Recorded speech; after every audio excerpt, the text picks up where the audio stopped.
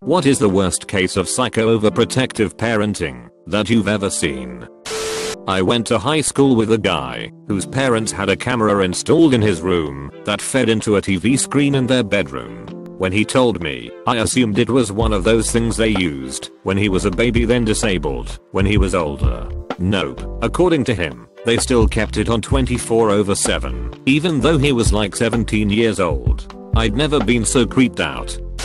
My ex's mom screamed in my face legit inches from my face that I was stealing her son away when he bought his house. It was his decision to buy a house, and he had wanted me to live with him. The location of the house, you ask? Directly across the street from where his parents live. I had an ex-boyfriend from high school whose parents were very strict about him dating. So we always had group dates. We weren't allowed to be alone.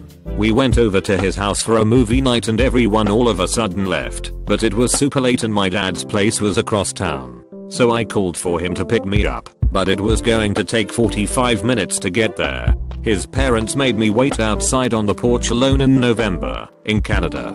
It was cold. He wasn't allowed to wait outside with me. They didn't even let me wait in the foyer with them supervising. My former roommate's parents were extremely protective of my roommate. Once I woke up to 3 calls and 4 texts from her mom asking if my roommate was in the room. I replied back yes. Later that day my roommate explained to me that there was a girl murdered in North Carolina that fit her description and her parents wanted to make sure she was alive. We go to school over 400 miles away from NC. Girl at school wasn't allowed any sugar, no sweets, not even fruit. It was weird. I invited her to a party at mine, and her parents came round before the party to check our house was safe. They asked if our gate locked to keep people out. It wasn't fair on her though. Every birthday or party she'd eat tons of junk food and feel ill, and she used to crawl around the classroom pretending she was a cat. I think they broke her. My first boyfriend in high school practically lived at our house because my mother refused to let me go to his. He was over every day after school and most weekends. Finally I convinced her to let me drive myself to his house. At this point, I had met his dad twice and his dad thought he did something to offend me / scare me off because I never came to visit them. I really wanted to go hang out with him and his dad. So I drove myself to his house with the condition that I call my mother immediately upon arrival from their phone. Google Maps said it should take 8 minutes to get there. 8 minutes and 45 seconds later, I get an enraged phone call from my mom. I was just walking in the door and I hadn't called her yet. She made me immediately return home and grounded me from my cell phone for a month. I was starting a general chemistry lab in college and a parent emailed me after the first lab report with an annotated copy of the graded assignment which I gave a B+. Little Johnny had never gotten a B in a class before, and I was just being unfair since it was his first semester in college. Long story short, she threatened to go to the prof. I said go ahead, and they did. The professor was awesome. When kids bitch about their grades, he offers them a A grade and then goes over the report with a fine-toothed comb. The B+ got changed to a C. One time, when I was about 6, I was playing on a playground. Anyway, I went down this tube slide thing. It was totally covered, and this little girl walked in front of it. Well, surprise surprise, I hit her. Her mother got super mad at me and told me that I should pay more attention in the future. Bitch, I was honest lied. I had a friend growing up whose mom refused to send out a Christmas card with her and her brother's photos on it. The mom was convinced at the end of the season, once people threw away the cards, the garbage man or anyone rifling through the trash would see her amazing beautiful children, find the address on the discarded envelope, and come kidnap the kids from their home. She did many other bizarre things, but that one always stuck out to me. I once dated a girl with absolutely insane parents. Throughout middle and high school, they refused to let her go out to anything but school and choir trips. She had to argue and bargain with them for months just to be able to go to senior prom. They wouldn't let her go to junior prom. They also refused to let her get a driver's license or a car to limit her mobility. Even to this day they refuse to let her go out.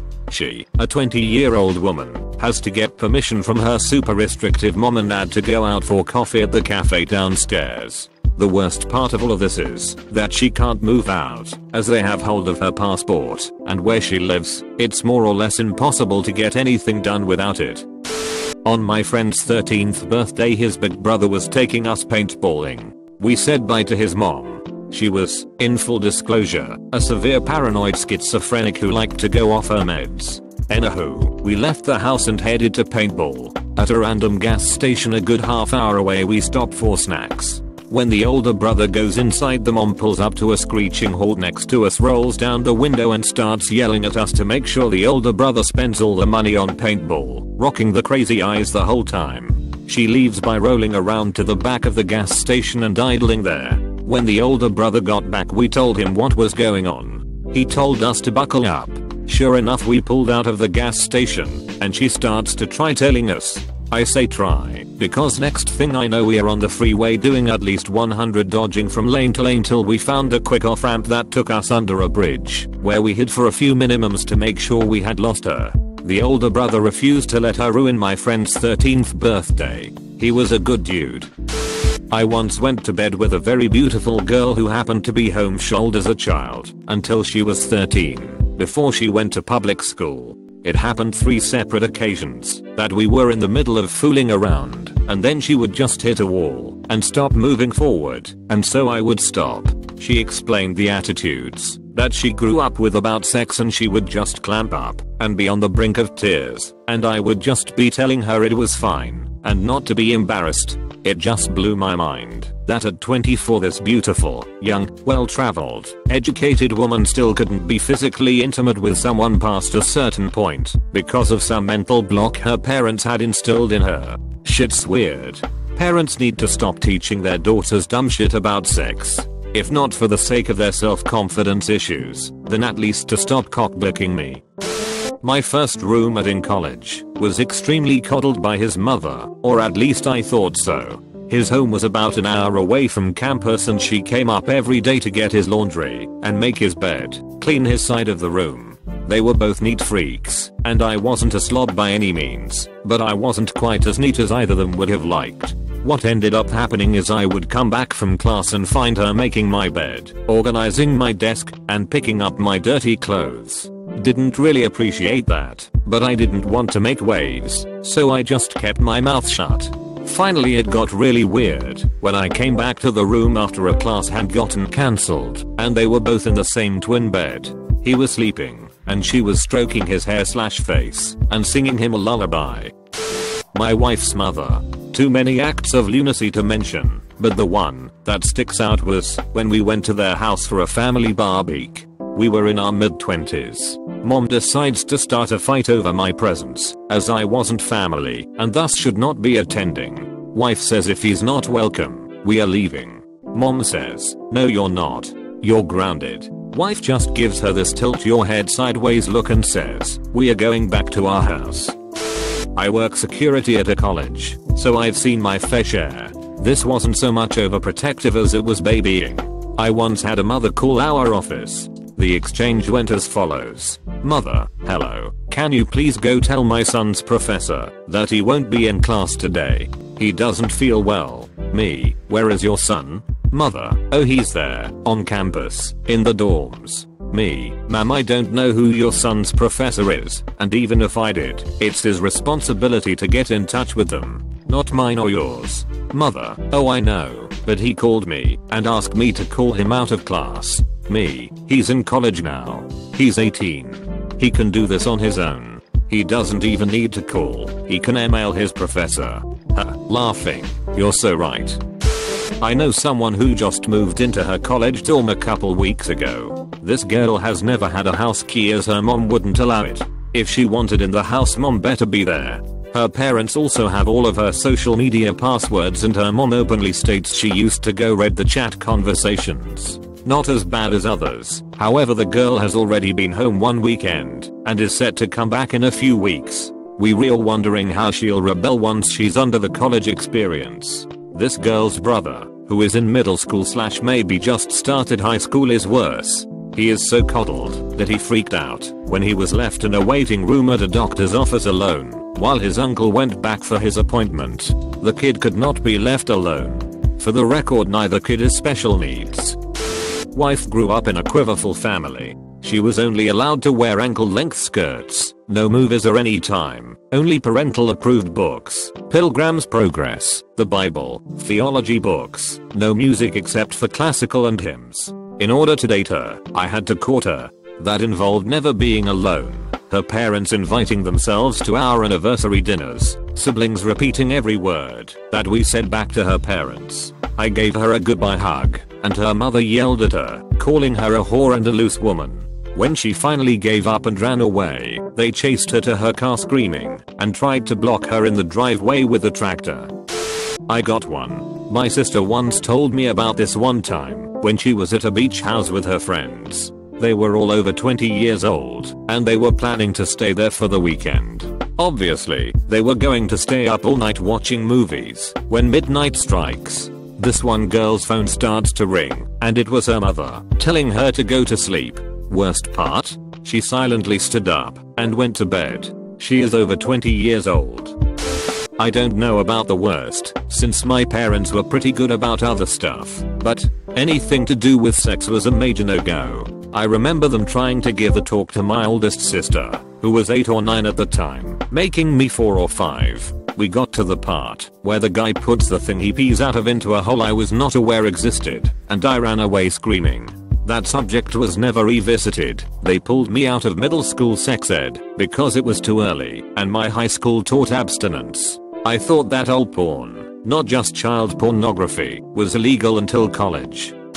When I was in college, I was dating a girl and had been for some time. My dad lived in another state and we had made plans to go visit him so she could meet him for the first time. The day we were supposed to leave, like 2 hours before we left town, she got her grades from her college. They weren't as good as her parents wanted, so they grounded her. I went to her house to try to reason with her mom. I should have bailed at that red flag, but I was in love, and her mom was so condescending. I explained how my dad and stepmom had made arrangements for her to be there, and how excited they were to meet her.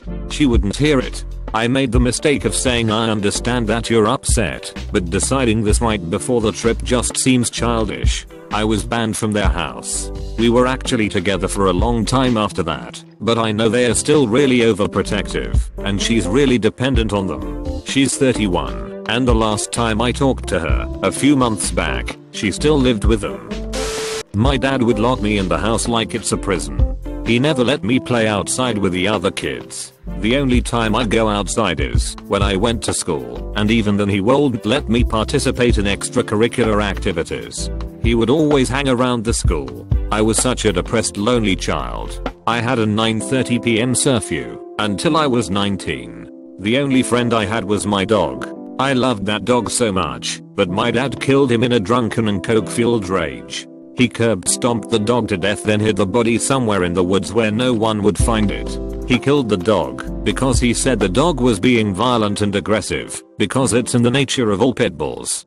That's bullshit. My dog was the sweetest, most loving dog ever. He loves everyone and everything. I think he did it because he knew that dog made me happy. On a positive note, my father is currently in prison for 35 years for statutory rape, possession of cocaine, domestic assault, and child abuse. My mom was too afraid to say or do anything. She got so traumatized and depressed she stopped caring about anything, including her son. She is still emotionally scarred just like me, but we are slowly but surely recovering.